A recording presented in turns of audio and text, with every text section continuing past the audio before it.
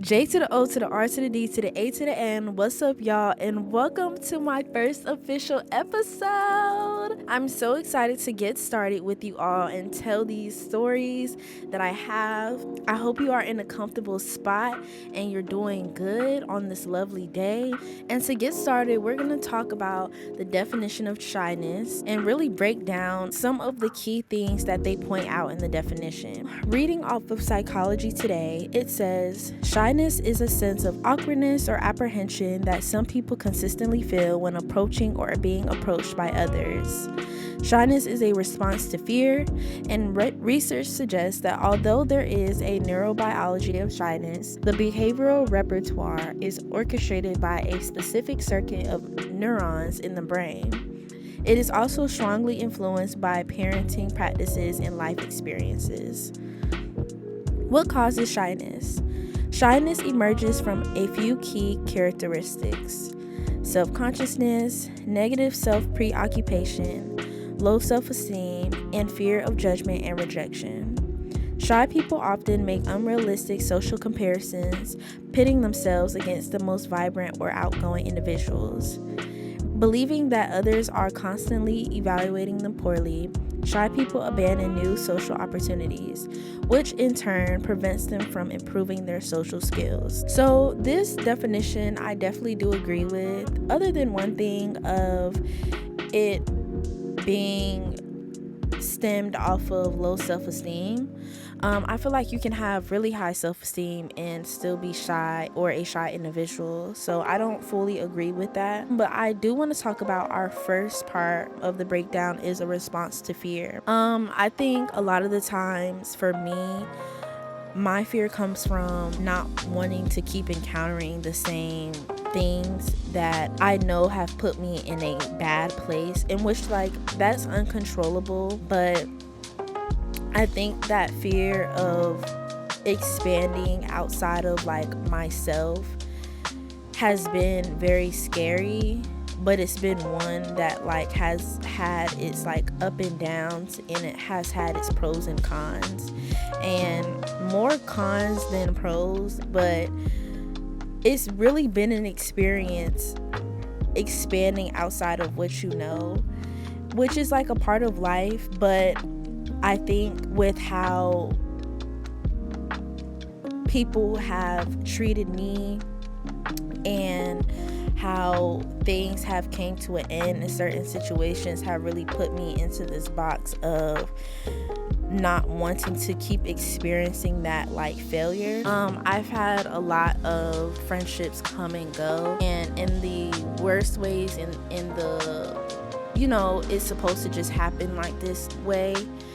And my response to it, to some of them, haven't been the best, but I believe that a lot of them needed to just end how they did, because unfortunately people, I feel know how they're treating you and know that what they're doing is not right.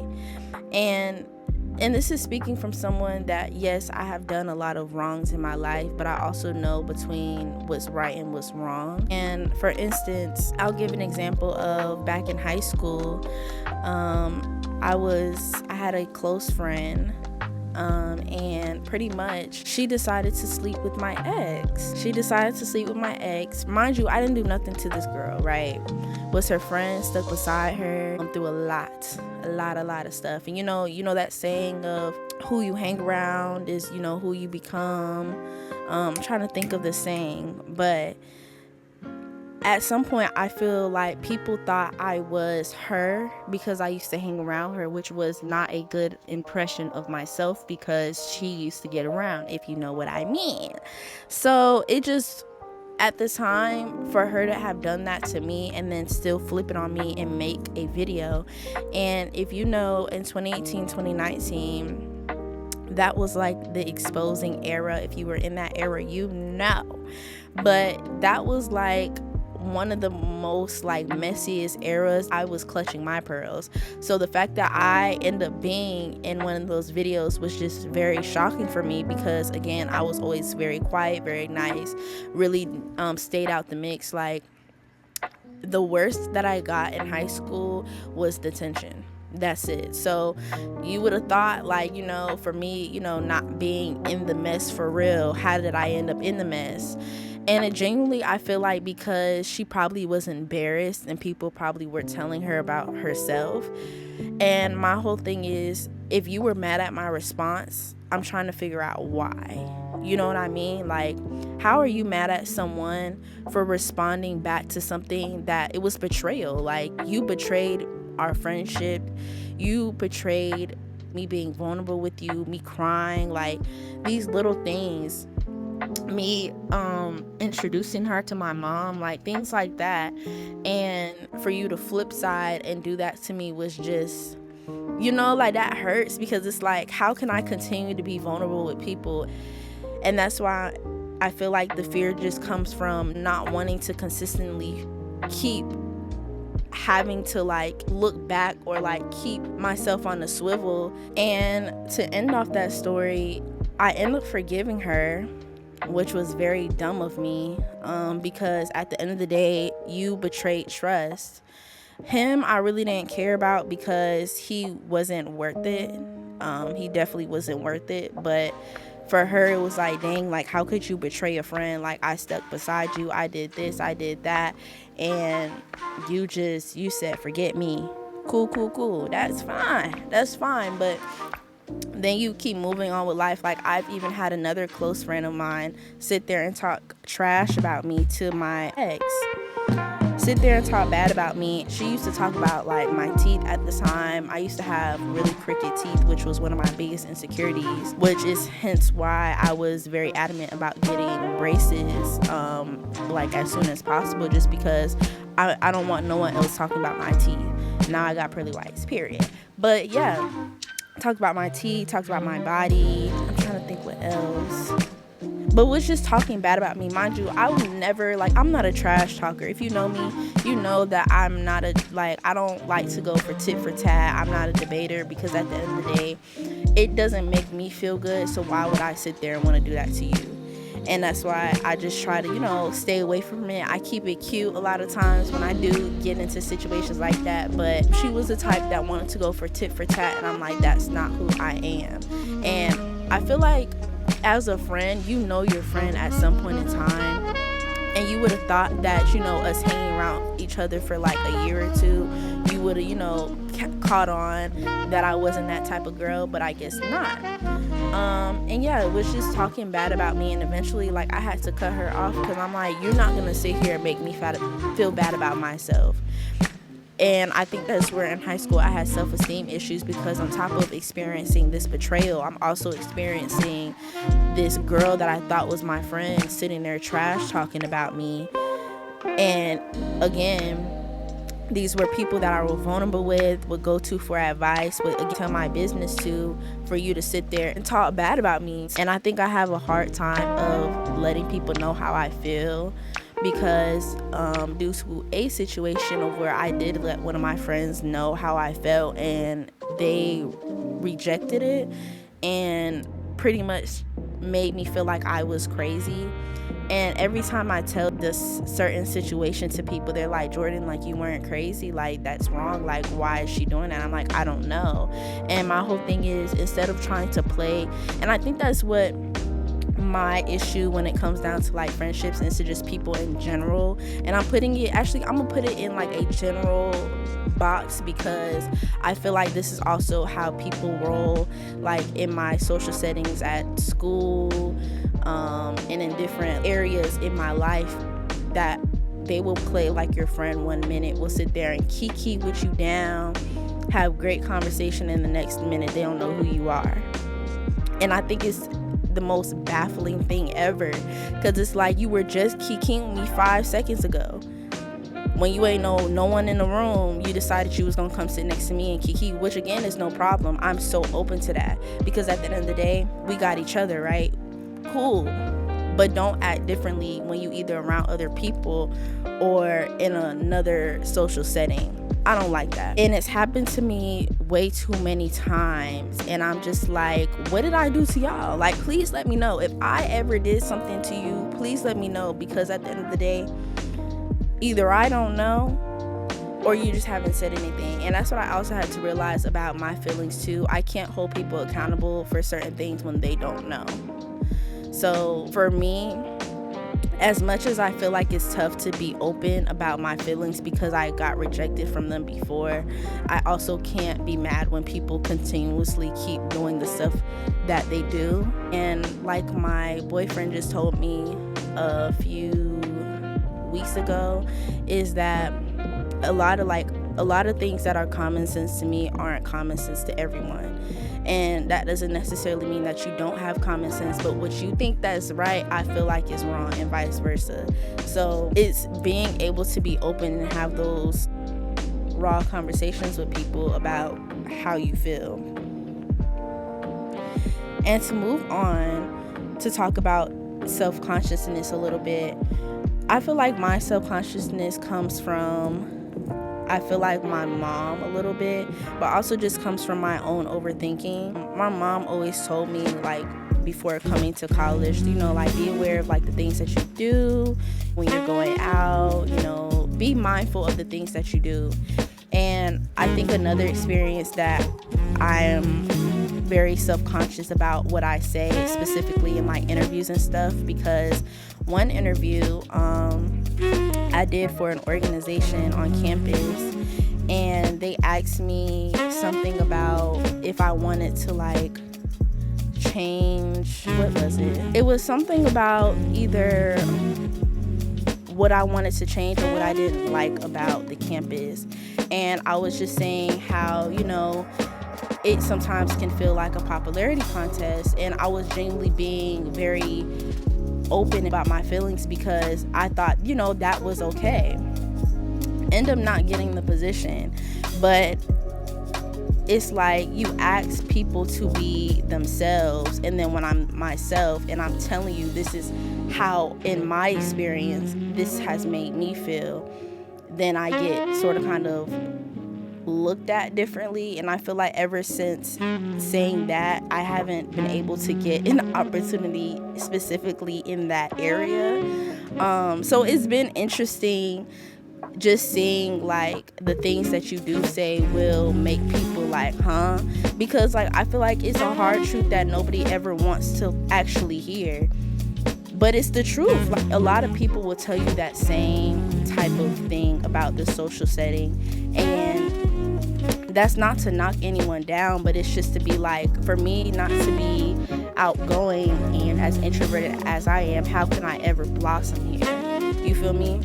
So I think the overthinking can also just come from like always trying to figure out what is the right thing to say, because when I thought the right thing in that moment was that, it was actually the wrong thing to say. So my overthinking definitely does stem from always thinking about the what ifs, and what if this doesn't work, and what if I'm not very successful at this, or what if, I do go through with it and then this happens. Like, I think my brain is always thinking of questions like, and they're never the positives, which I think is a flaw about myself, which I think stems from being rejected a lot. Because my time here in school, I feel like I've been rejected back to back to back to back, and it's a disheartening thing, and it puts like a heavy weight on you, because it's like, what am I doing wrong? And I think a lot of the times, which I think sucks about getting the rejection, is you don't hear the why. And a lot of people say, oh, well, why am I telling you? Like, why do I have to tell you why? Or this whole big ordeal about telling someone why. But I'm like, I'm a young adult. I need to know what I need to work on. And if I never know what I need to work on, how am I ever going to improve so that I can actually get that acceptance? So it's one of them things, like, it's like I'm having to learn on my own, in a sense, like having to figure it out for myself, because then you do end up asking why, and it still really doesn't make any sense, because the why is, you were really good, but this person had other qualifications. And I'm like, well, I don't have these qualifications because I keep getting rejected. So the self-consciousness, I feel like, is always thinking about, I want to expand outside of my comfortability, but where do I even start with it? And my boyfriend just had to sort of kind of take me off the ledge and calm my thoughts down and be like, if they don't want you, then you make something for yourself. And that's really what this podcast and like everything that I feel like I'm doing now is hopefully developing myself to actually, hopefully that I will be qualified and people will actually want to take a chance on me. Because I think that's another thing too, is that people don't take chances just because don't have the titles. And this is going to be another hard pill to swallow, but it's the truth. A lot of the people that have these titles and that we call qualified don't do anything.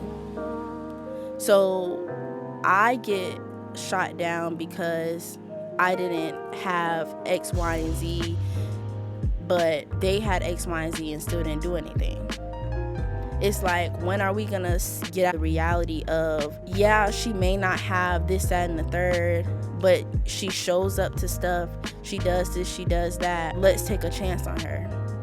Because the worst that's gonna happen is the same thing that was already repeatedly happening before. So I think the consciousness in me just comes from always like trying to be perfect and realizing that I cannot conform myself to be whatever perfect is in other people's eyes. The next thing on the definition that I want to talk about a little bit is the fear of judgment. And this also goes back to the overthinking and the fear that people are constantly judging you. Like, sometimes I am constantly looking, because I think so. Let's talk for real. So I think my first impressions are always, I thought you were me. And it's because I have a resting face. And that's honestly genetics. I can honestly say my mom has the same type of appearance. She's also said it herself, people think she's mean. So it's really just like off of like, I really can't help it. But I've also realized with this is that once you sit down and talk to someone and genuinely have a conversation, you'll realize that they're actually not mean after all. They're actually quite chill, nice, very interesting person to actually get to know. And I believe that's with me. Like, I'll get, oh my God, I thought you were mean, but you're really, really nice all the time. And I'm like, you just gotta sit down and say, hey, I'm not a person that will reject a hey. I've had some people before come up to me and I have never even spoke to them before. And they'll be like, hey, how you doing? Like, I haven't seen you in so long. I'm like, hey. And it's not even like, I feel like at the end of the day, even if I don't remember who you are or I never met you, it's still good to just genuinely say hey to someone. Because if I had rejected them, that would make you feel some type of way.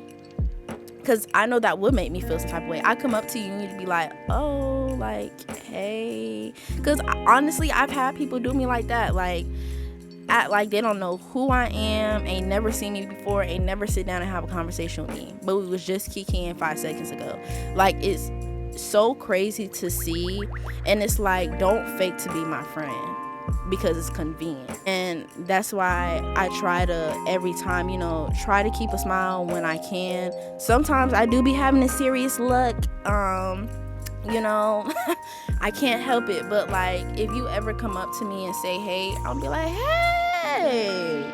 If it ever gets to like a how you doing, depending if it's like a passing through or like if you're sitting down, I'm always gonna ask how are you doing, because yes, that sparks the conversation, but like genuinely, how are you doing? Because you could say, I'm doing terrible, girl. I had a long day at work. People was making me mad.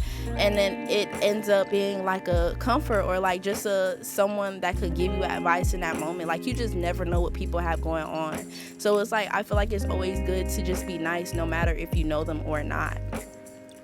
So I think that fear of judgment just always comes from like not knowing what people are going to do or say, because I think a lot of people aren't open to just being like, hey, how you doing? So it's like, if I put myself out there and continually keep getting this rejection of like people, if I wave at you and say hey and you don't really give me that energy and response back, it's like, okay, I'm not doing that again. And then you just never do it. Like, it actually happened to me recently. Girl was kikiing with me at one point, real cool, real nice. Next thing I know, I try to lean in for a hug. First of all, she ain't hug me back, and then on top of that, she act like she ain't know who I was, and I'm just like, noted. But it's like, what did I do to you? Like, again, I don't want to be like that person, but sometimes I feel like I don't be doing nothing and things just be happening. I'm just like, what did I do? Like, I'm just like, how am I ever, and that's what, I'm going to talk about it a little bit later, but like actually having connections that stick, like how am I ever going to like genuinely make friends? And like, it don't even necessarily have to be friends like I'm calling every 5 seconds, but like if I want to go to this thing, oh, I'm going to call my friend, let's go. Like, I genuinely feel like a lot of the friends I did have also fallen off, and I don't know why. And, you know, they always say, you know, you don't have the same friends as, you know, start off college with that you end. But it's like, why? Why is that the case? And like, you know, some cases, you know, things happen, cool. But like other cases, it's just like, why?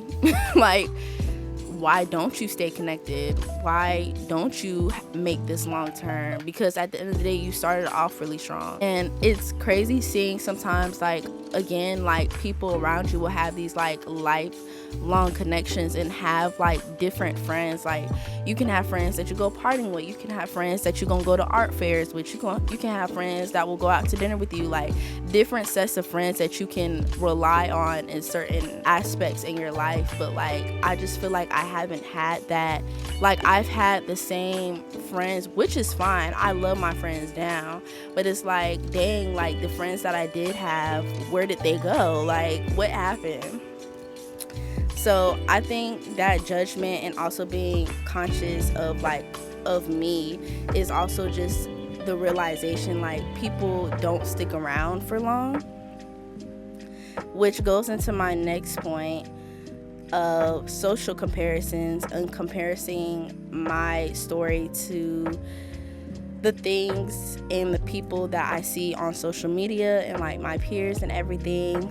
So we're gonna deep dive into my family story just a little bit, not too much, just because again I do want to save some of these juicy topics for my coming episodes. But my family story is definitely, I feel like, different. And why I say it's different is because I went through a program called CDAR, and it's from the Center for Disabilities. And I was on a probationary period, which pretty much just means I had to keep up with my grades in order to stay at the school. So my first year in college was very rocky. I was not only dealing with like friendship issues, but I also was just starting a new dance organization. So the pressure of that, my living situation, having problems with that, you know, relationships, just different things that were going on in my freshman year. And it's one thing I actually specifically want to talk about this experience, because this also relates to the fear of judgment and a response to fear. My first year here, it was required by the university that I get a peer mentor, and at the time I wasn't really open to it because I was just like what's the point of having a peer mentor? Like, it's pointless. But I actually started doing it and taking it seriously, and I really liked it. Like, it was just having another person to hear what's going on in your life and like give you advice, because like I could go to my friends for the advice that's going on, but they're, I feel like, gonna respond as my friend and not someone that's like neutral and like that has no attachment to what's going on. So being as transparent as I was, you know, you would have thought it would have lasted, I would have had my mentor still. No, absolutely not. The springtime came around and I believe I had like a few sessions, and then after that, Pookie ghosted me. Ain't never hear from her, and I genuinely think it was she used me for a grade, and that's a sucky feeling because a mentor is supposed to be there like throughout your college journey, someone that you can confide in again when you're having some uncertainties in your life. And at that moment in my life, I had a lot of uncertainty just because like I didn't know how to like where to start off in journalism, because I went through FAMU through a program. I was under the College of Science, Art, and Humanities, so I didn't even go under journalism. So it was like pulling teeth trying to even switch my major and all of that. So trying to like blossom in my major was hard because it's like I don't even know where to start. I don't have anybody. I don't have anybody in J school. Like, where do I even start, right? And so having that person that I could honestly talk to about it, and then to not, it's just like, what happened?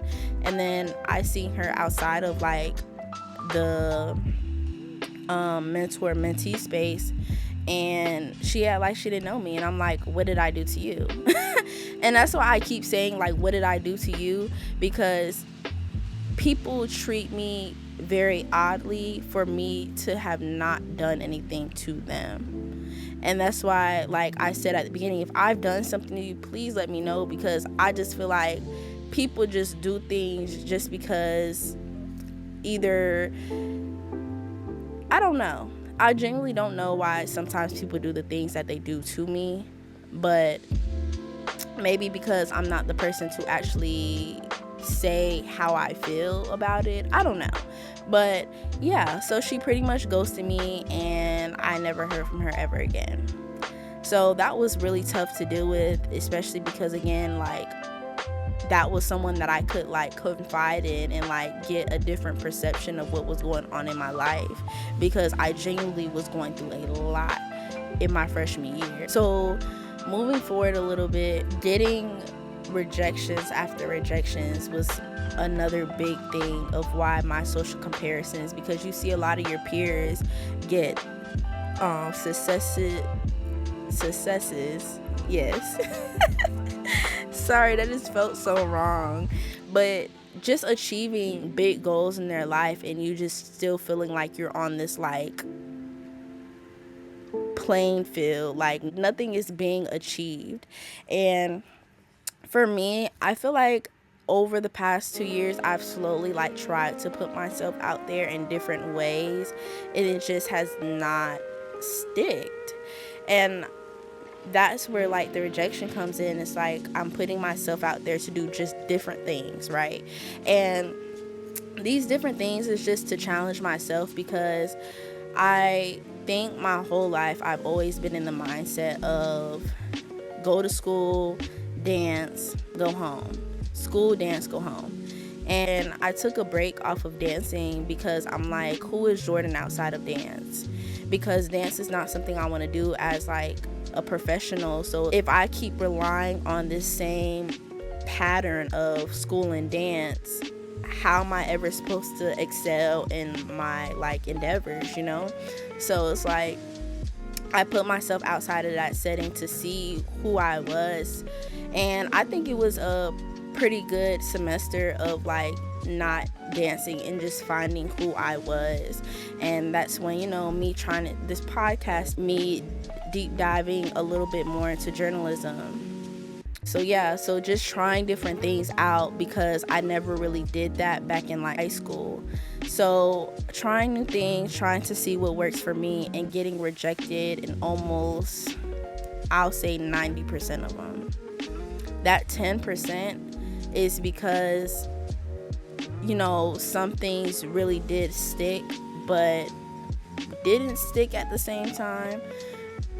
That 90% of rejection like genuinely hurts, because it's like people ask, oh, like, why are you not involved? Why don't you have like these like roles and stuff? And I'm like, how am I ever supposed to even be in a role if I'm never even given the opportunity to do so? And that also goes back to my point of like people not taking a chance on me and feeling like if I'm not the most outgoing, then I'm just not gonna get it. And like, again, I feel like I'm not really the type of person to conform myself into something that I'm not.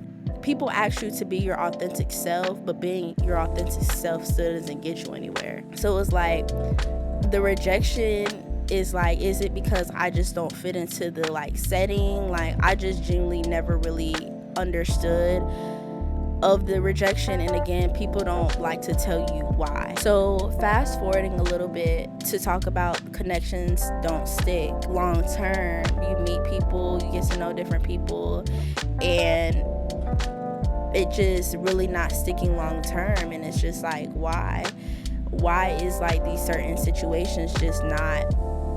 And we don't have to be like the closest of friends, but like a friend again that I can call up and be like, hey, let's go out to lunch. Like, one of them things where like, if I see you post that you got, you know, whatever, I'd be like, hey girl, you did so good, da, da, da, da, da, da.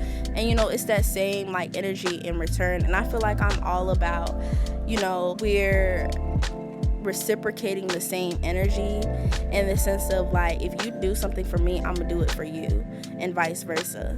So it's like, if I don't feel like it's a mutual thing just because, you know, that's my friend and I support her, I sort of kind of take a look and take note of that, because it's like, I'm not gonna force someone to be my friend or to be there for me.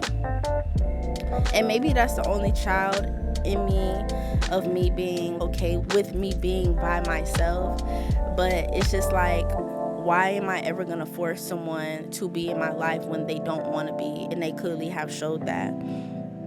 I think my social comparisons just come from seeing people have these like good stories, which is great, don't get me wrong, but it's just like, what am I doing wrong for me to not be able to say, yeah, I got accepted to da-da-da-da-da.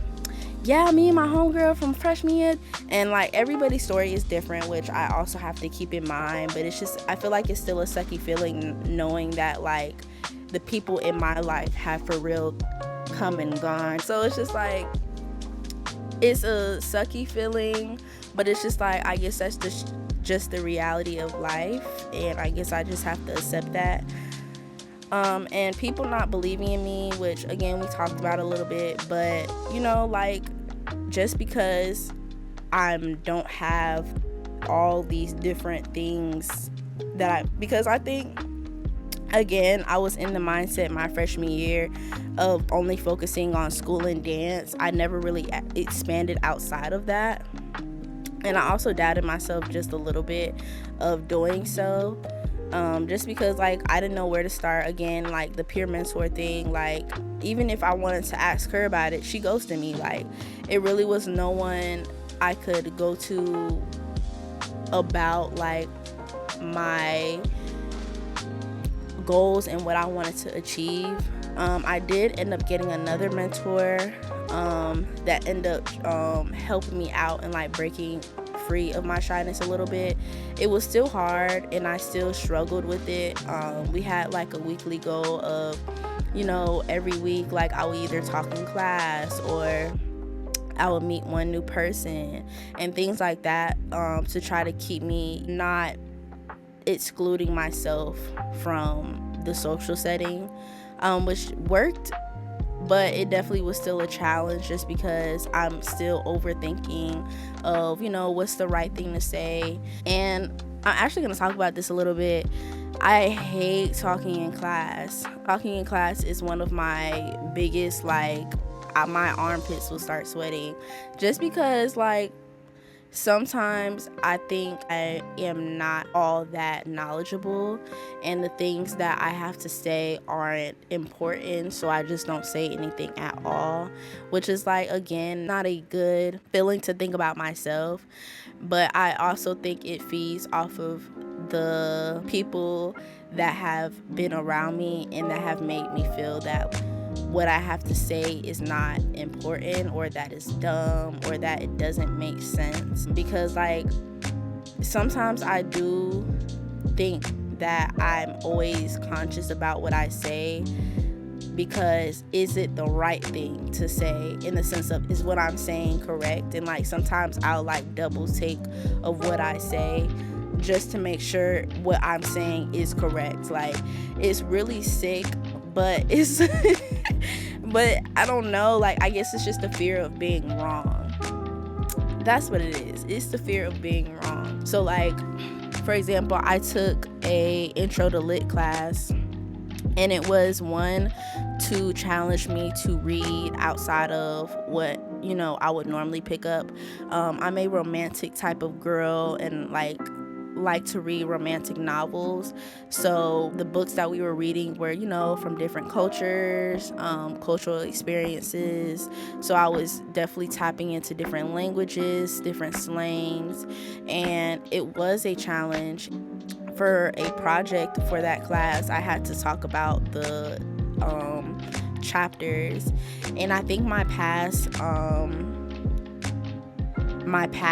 sort of kind of peeks through in these like doubtful moments, because I used to have reading comprehension problems in elementary school, and I think even after that. So I feel like that sort of kind of peaks into now, because I'm like, am I understanding what the author is saying? Am I fully grasping what's going on? Because sometimes I have to read a line 3, 4, 5 times just so that my brain has locked into okay, that's what the author is trying to say, and this is how it connects to that point. Cool. So me having to talk about the chapters in class was like, I feared doing it, because it was like, am I on the right track, and is what I'm saying make sense? And so it was even to the point where my professor had called me for like a question, and I tried to explain it, which I think I did pretty good about like, answering the question. I think sometimes my perception of something is like completely different from others, which is not a bad thing, but it's like, if it's not equally aligned as everyone else's perception, does that make it wrong? So it's like, I think I just always doubt myself in class just a tad. So I think that's one of like my flaws about myself. But like, we're working on it. But yeah, shyness has been a challenge for me, and it's been one that I really want to break out of. I think that will help stop that shyness, is actually having people that want to be there for you and everything that you do, support you in everything you do. Because I think a lot of the times you sort of kind of back yourself away from things and from people when it feels the lack of that you don't support me. Because I realize when people support you, it makes you feel really, really good. And that's why, like, a lot of the times I try to come through, like, this is the one thing I hated about being, like, a part of a organization that took a lot of my time, because it was really hard to try to be there for my friends.